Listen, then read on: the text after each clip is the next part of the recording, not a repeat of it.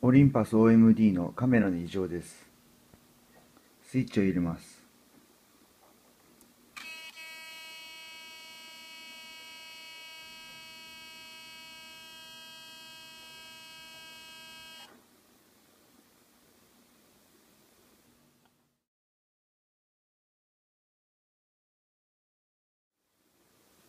症状、スイッチを入れます。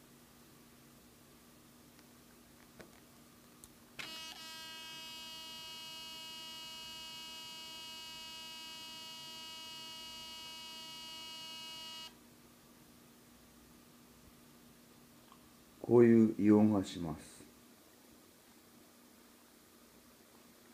一回切ります。もう一度オンにします。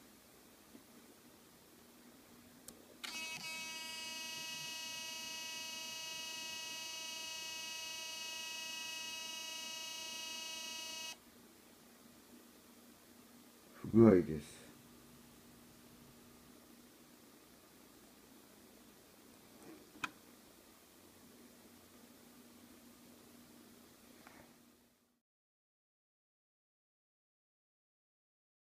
カメラの異常です。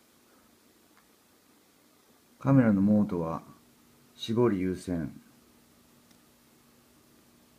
スイッチを入れてみます。